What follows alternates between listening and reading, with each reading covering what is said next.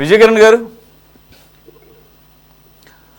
మరి వారికి ఎవరైతే 5 ఎమ్మెల్సీలు వైసీపీకి రాజీనామా చేశారో వాళ్ళకి ఆ పార్టీ ఓడిపోయిన తర్వాత, మీరు గెలిచిన తర్వాతే ఆ పార్టీ యొక్క ప్రజా వ్యతిరేక విధానాలు గుర్తొచ్చినట్టున్నాయి. So that clearly shows that they are expecting something very big or positive from కూటమి గవర్నమెంట్. సో అది గ్రహించి ఆయనేమో యాక్సెప్ట్ చేయటం లేదు. ఓకే, అవిశ్వాస తీర్మానమే మాట్లాడుకుందాము. ఇప్పుడు మన లక్ష్మణ్ గారు చెప్పినట్లు వీరు బయటపడే 5 బయటపడకుండా వైసీపీ ఎమ్మెల్సీలు చాలామంది అవకాశం దొరికితే గోడ దూకడానికి రెడీగా ఉన్నారని మీకు ఏమైనా సంకేతాలు ఉన్నాయా? దానిలో భాగంగానే ఆ రాజీనామా చేసిన ఎమ్మెల్సీల చేత ఈరోజు అవిశ్వాస తీర్మానం అన్న వర్డింగ్ బయటకు పంపించారా? సార్, ఇప్పుడు మేము పంపించడం లేదు. ఇప్పుడు వాళ్ళు స్వచ్ఛందంగా రాజీనామా చేశారు. జనరల్గా అయితే యాక్సెప్ట్ చేయాలా? సరే, వారికి ఉన్నటువంటి ప్రెజర్స్ ఏమన్నాయో చైర్మన్ గారికి మనకు తెలియదు కాదు. సో ఆయన యాక్సెప్ట్ చేసింటే వాళ్ళకి సమస్య లేదు. యాక్సెప్ట్ చేయలేదు కాబట్టి వాళ్ళు ఖచ్చితంగా ఆ నాయకత్వంలో పని చేయలేము అని వాళ్ళు స్థిరంగా ఒక నిర్ణయానికి వచ్చేసారు. బయటకు వద్దామనేటువంటి ప్రయత్నం చేస్తున్నారు. వారికి ఆ స్వేచ్ఛను కల్పించాల్సినటువంటి అవసరం ఉంది. ఇప్పుడు రాజకీయ పార్టీలకు సంబంధించి, అంటే నేను పార్టీ లైన్ అని కాకుండా ఇట్లాగా నాకు అర్థం కాదు ఏంటంటే, చాలా కాలం నుంచి నేను కూడా చూస్తూ ఉన్నాం, చాలామందికి పెద్దలు చాలామంది కూడా ఆలోచిస్తూ ఉంటారు. ఎప్పుడైతే పార్టీకి సంబంధించి రాజకీయాలకు సంబంధించిన నాయకులు కాకుండా ఈ వ్యాపార సామ్రాజ్యాలు ఉండేవాళ్ళు లేదా పైరవీలు చేసేవాళ్ళు, ఇటువంటి వాళ్ళందరికీ కూడా ఉన్నతమైన పదవులు వస్తున్న సందర్భంగా ఎక్కువ ఈ విధమైనటువంటి అధికారం ఉంటే తప్ప వాళ్ళ ఎగ్జిస్టెన్సీ లేనటువంటి వాళ్ళు కూడా ఇటువంటి పరిస్థితులు వస్తూ ఉన్నాయి. ఏదేమైనా చైర్మన్ గారు వాళ్ళు కాదు, మేము వద్దు అన్నాక తీసుకుని ఉంటే బాగుండేది. వారికి పార్టీకి సంబంధించిన వాళ్ళ తిరుగుబాటు ఎమ్మెల్సీలు చేస్తున్నటువంటి కార్యక్రమం అది. ఖచ్చితంగా నాకు తెలిసి వచ్చే సమావేశాలైనా దీనిపైన తగు నిర్ణయం తీసుకుంటారనే ఆలోచన చేస్తూ ఉన్నాం. జనరల్గా మనం చూస్తేనండి, ఒక ఎమ్మెల్సీ అంటే సరే, ఇక సుబ్రహ్మణ్యం ఇవన్నీ చాలా ఉంటాయి. ఇటువంటి ఎమ్మెల్సీలు ఇంకా మండలిలో కూర్చొని మాట్లాడుతూ ఉన్నారంటే ఎవరు కూడా యాక్సెప్ట్ చేయలేనటువంటి పరిస్థితి. ఇటువంటి దారుణమైన, అప్పుడే జగన్మోహన్ రెడ్డి గారు ఇటువంటి కొంతమంది ఎమ్మెల్సీలు చేసే వాళ్ళపైన కూడా కఠినంగా చర్యలు తీసుకొని ఉండాల్సినటువంటి పరిస్థితి కూడా ఉంది. సరే, ఇది అసందర్భం కాబట్టి ఏదేమైనా ఆ 5 సంబంధించి మాత్రం ఖచ్చితంగా త్వరగా నిర్ణయం తీసుకోవడం ద్వారా కొంత వాళ్ళకి స్వేచ్ఛ కలిగినట్టు ఉంటుంది అనేటువంటి అంశంలో వాళ్ళు మాట్లాడుతున్నారు. కాబట్టి వారికి అనుగుణంగా తీసుకుంటే బాగుంటుంది అనేటువంటి మా అభిప్రాయం అండి. Okay, right. రమేష్ గారు, కంక్లూడ్ చేయండి. How it is going to be your strategy ఈ కౌన్సిల్లో? జగన్మోహన్ రెడ్డి గారి నాయకత్వంలో పని చేయలేక వాళ్ళు రాజీనామాలు చేశారని చెప్పడం జరిగింది. మా జగన్మోహన్ రెడ్డి గారి నాయకత్వంలో పని చేయలేక వాళ్ళు రాజీనామాలు చేయలేదు కిరణ్ అన్న. మీరు ఇచ్చే కోట్లాది రూపాయలకు ఆశపడి అమ్ముడు పోయి సంతలో పశువుల్లాగా మీకు అమ్ముడు పోయారు వాళ్ళు, ఆ 5 ఎమ్మెల్సీలు. సో వాళ్ళందుకు రాజీనామా చేసి ఈ రోజున మోషన్ రాజు గారి మీద, మండల చైర్మన్ గారి మీద అవిశ్వాస తీర్మానం ప్రవేశపెడతామని చెప్పి, ఆ రోజు నేనే మోషన్ రాజు గారు చైర్మన్ అవడానికి నేనే ప్రపోజ్ చేశాను. ఈ రోజు మళ్ళీ ఆయన దింపేస్తానికి నేనే ప్రపోజల్ పెడతానని చెప్పి ఎవరైతే ఎమ్మెల్సీ బళ్ళి కళ్యాణ్ చక్రవర్తి గారు మాట్లాడుతున్నారో, ఒక్కసారి వెనక్కి వెళ్ళి కూడా చూసుకోవాలి. ఆయన పాపం, ఆయన తండ్రి ఆ రోజున ఎంపీగా మరణిస్తే జగన్మోహన్ రెడ్డి గారు ఆ తండ్రి కొడుకుగా ఇతనికి ఆ ఎమ్మెల్సీ ఇచ్చి సత్కరించి గౌరవించారు. ఆ విశ్వాసం కూడా లేకుండా ఈ రోజున ప్రభుత్వం మారకుండా అంత ముందు వెళ్ళిపోయి కూటమి ప్రభుత్వం వైపు అతను ఉండుంటే అది వేరే విషయం. ఎలక్షన్ అయిపోయిన తర్వాత ప్రభుత్వం వైఎస్ఆర్ కాంగ్రెస్ పార్టీ ఓడిపోయిన తర్వాత ఇతను డబ్బులకు అమ్ముడిపోయి ఈ రోజున ఇటువంటి వ్యాఖ్యానాలు చేయడం అనేది అతని చిత్తశుద్ధికి నిదర్శనం, అతని యొక్క వికృత రూపానికి నిదర్శనం. నేను చెప్పాలనుకుంటే అసలు ఇంకా దారుణంగా మాట్లాడాలి. ఈ రోజున చెప్తున్నాడు ఆయన, మేము అవిశ్వాస తీర్మానం పెడతాము, దించేస్తాం. ఒక్క నిమిషం అన్న, మేము దించేస్తాం అన్న, ఒక్క నిమిషం కాదు. మీరు ఇప్పుడు ఒక దళిత సామాజిక ఎమ్మెల్సీ గురించి ఒక ఎంపీ చనిపోతే ఆయనకేదో పుణ్యానికి ఇచ్చినట్టు మాట్లాడారు. ఒక ఎంపీ ఒక దళిత ఈ రోజుకి ఆ కుటుంబాన్ని పరామర్శించలేదండి. 58 మంది జగన్మోహన్ రెడ్డి గారు ఇవాళ అంబట్రాంబాబు గారి ఇంటికి క్యూ కట్టిస్తున్నాడు కదా. ఒక ఎంపీ దళిత ఎంపీ చనిపోతే ఈ రోజు వరకు జగన్మోహన్ రెడ్డి గారు ఆ కుటుంబం మీరు చెప్తా ఉన్నారు ఆ ఎంపీ చనిపోతే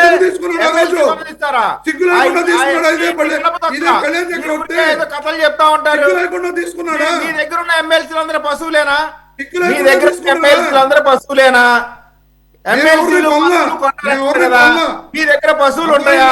పశువులకే మీరు ఎమ్మెల్సీలు ఇస్తారా? దానికి కూడా సమాధానం చెప్పండి. ముగ్గురు ఎంపీలు పశువులకే ఇస్తారా? సమాధానం చెప్పండి. ముగ్గురు ఎంపీలు కొన్నారు. ఆ రోజు కొన్నది మీరే, ఈ రోజు కొన్నది మీరే. అదేనండి మీరు చెప్తున్నారు. మీ దగ్గర పశువులు ఉంటాయా అంటున్నా. మీ దగ్గర ఉన్న పశువులే మా దగ్గర ఉంటాయని పశువులేనా చెప్పండి. మరి మా దగ్గరికి వచ్చినాయి. మీ దగ్గర పశువులకే ఇస్తారా? మీ దగ్గర ఉన్న పశువులు ఏం మాట్లాడుతున్నారండి? అడిగిన క్వశ్చన్కి ఆన్సర్ అయ్యేటట్టు చెప్పండి. సురేష్ గారు, 50 మంది కౌన్సిల్ లో మెంబర్స్ గా ఉంటే గ్రాడ్యుయేట్స్ నుంచి 5 టీడీపీ ఉన్నారు. టీచర్స్ నుంచి 5 ఉంటే 2 మా పక్షాన ఉన్నారు, 3 న్యూట్రల్ గా ఉన్నారు. అలాగే లోకల్ అథారిటీస్ లో 20 మంది ఉంటే 1 మాత్రమే మా పార్టీ నుంచి వెళ్ళిపోవడం జరిగింది. ఇందుకూరి రఘురాజు గారు అని చెప్పి విజయనగరం ఆయన 1 మాత్రం వెళ్ళిపోవడం జరిగింది. అంటే 19 మంది మా పక్షాన ఉన్నారు. అలాగే ఎమ్మెల్యేస్ నుంచి 20 మంది ఎలక్ట్ అయితే మా పక్షాన 7 ఉన్నారు. దువ్వాడ శ్రీనివాస్ అనే అతన్ని సస్పెండ్ చేయడం జరిగింది. ఇక టీడీపీ తరఫున 5, జేఎస్పీ తరఫున, జనసేన తరఫున 2, బీజేపీ తరఫున 1 ఉన్నారు, సోమ వీర్రాజు గారు.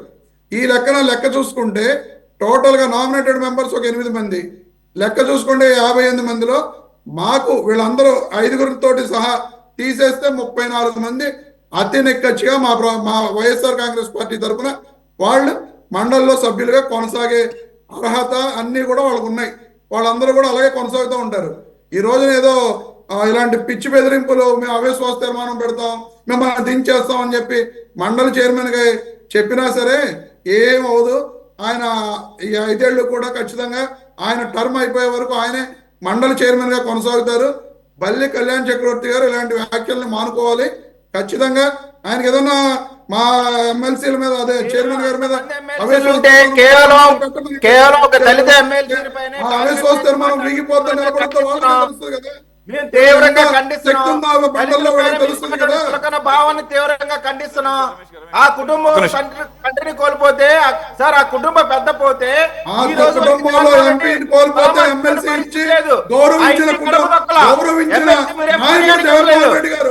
గౌరవించిన నాయకుడు జగన్మోహన్ రెడ్డి గారు మీ ఇళ్లలో చనిపోతే మీరు ముఖ్యమంత్రి కావాలా? రాజశేఖర రెడ్డి గారు చనిపోతే జగన్మోహన్ రెడ్డి గారు ముఖ్యమంత్రి కావాలా? దళిత సమాజ వర్గం సంబంధించిన ఎంపీ చనిపోతే వాళ్ళకి ఎంపీ ఎవరు? ఒక నిమిషం మీరు ఇద్దరు ఆగండి. మనం క్లోజింగ్ మినిట్స్ లో ఉన్నాము. అయినా కూడా రమేష్ గారు, ఇప్పుడు నేను అడిగింది అవిశ్వాస తీర్మానం, దానికి సంబంధించి మీరు చాలా ఘాటుగా మీరు చెప్పాల్సింది చెప్పారు. నేనేమంటున్నానంటే అసలు సమస్యకు వద్దాం. మోషన్ రాజు గారు చైర్మన్గా సభ్యులు కొంతమంది రాజీనామా చేసినప్పుడు వాటిని ఒకసారి విచారించిన తర్వాత సభ్యులు సంతృప్తికరంగా సమాధానాలు చెప్పిన తర్వాత వాళ్ళు ఏమైనా చిన్నపిల్లల మేము ఉద్దేశపూర్వకంగా మేము స్వతహాగా రాజీనామా చేసామన్నప్పుడు వాటిని ఆమోదించాల్సినటువంటి మినిమం బాధ్యత ఆయన మీద ఉంటుంది. ఎందుకనంటే ఒక్క నిమిషం ఆగండి సార్, ఒక్క నిమిషం ఆగండి. ఇప్పుడు ఎమ్మెల్సీలు కానీ ఎమ్మెల్యేలు కానీ మనం ఎందుకు పంపిస్తున్నాం అక్కడికి? ప్రజా సమస్యల మీద ఇంకా మాట్లాడితే పెద్దల సభ, నా బొందలే పెద్దల సభ. ఎప్పుడైతే అనంతబాబు లాంటి దాంట్లో దూరాడో అప్పుడే అయిపోయింది. కానీ అది పక్కన పెడితే సార్ పేరు కన్నా ఇది ఏడిసిందిగా. అలాంటప్పుడు దానికి చైర్మన్గా వ్యవహరిస్తున్నటువంటి వ్యక్తి ఇంకాస్త పెద్ద తరహాగా ఉండాలి. అక్కడ 5 సభ్యులు తమ బాధ్యతలను నిర్వర్తించడానికి సిద్ధంగా లేరు. అలాంటప్పుడు అవి వేకెంట్ పోస్టులు అయితే అవి వేకెంట్గా ఉన్నట్టే ప్రస్తుతానికి. వారు సిద్ధంగా లేరు, మేము నిర్వర్తించలేము, మాకు నిర్వర్తించడానికి మాకు మనసు ఒప్పడం లేదు అని రాజీనామా చేశారు. Let them let those seats will be filled by the other candidates, అంతే కదా. అవకాశం ఇవ్వాలి కదా. సురేష్ గారు, ఈ రోజున మీరు చెప్తున్నారు నిజంగా చైర్మన్ గారు వాళ్ళని ఆమోదించడం లేదు అని చెప్పి. ఆ రోజున వైఎస్ఆర్ కాంగ్రెస్ పార్టీ ప్రభుత్వంలో 2014-19 మధ్య మా పార్టీ నుంచి 23 మంది ఎమ్మెల్యేలని 3 ఎంపీలని తీసుకుని 4 మంత్రులు చేస్తే చంద్రబాబు నాయుడు గారు ఇదే యాంటీ డిఫ్లెక్షన్ కోసం మేము ఆ రోజు ఉన్న ప్రభుత్వం మీద 5 ఏళ్ల పాటు పోరాటం చేశాం. ఏ ఒక్క ఎమ్మెల్యేని నాడున్న స్పీకర్ కోడెల శివప్రసాద్ గారు ఎప్పుడు కూడా అనాథతో పెట్టి ప్రకటించలా. వీళ్ళు ఎక్కడా కూడా మేము ఇచ్చిన దీన్ని ఎలా చేయలా.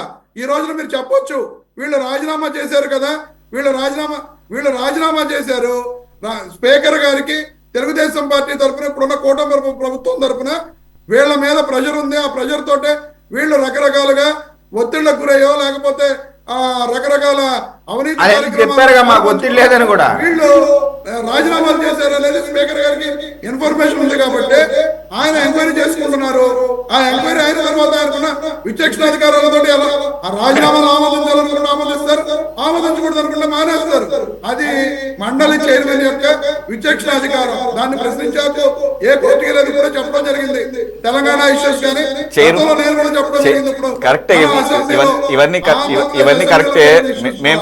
మేము డిఫెక్షన్స్ కూడా అదే విధంగా క్వశ్చన్ చేసాం అప్పుడు. బట్ దానికి దీనికి తేడా ఉంది, మీరే ఒప్పుకున్నారు. ఇక్కడ రాజీనామాలు చేశారు, ఇది ఎంటైర్లీ డిఫరెంట్ సినారియో. రెండోది విచక్షణాధికారం చైర్మన్ గారిది కరెక్టే కాదంట్లా.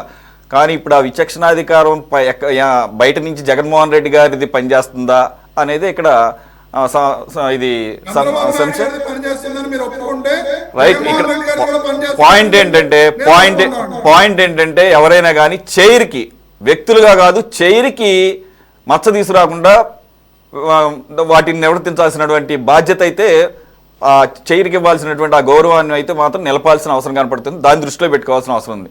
పార్టీలు, పార్టీ అధినేతలు ఒక అంశం, కానీ స్పీకరు, చైర్మన్ అనేవి అవి చైర్స్, అంతే తప్ప ఒక వ్యక్తులుగా చూడటం అనేది కరెక్ట్ కాదని నా ఉద్దేశం. Anyway, thanks for joining Ramesh గారు, విజయకిరణ్ గారు, లక్ష్మణ్ గారు అండ్ వెంకటేశ్వర్లు గారు. ఇది వాళ్ళ టాప్ డిబేట్. మరో అంశంతో మళ్ళీ కలుద్దాం. Stay tune to city 24/7.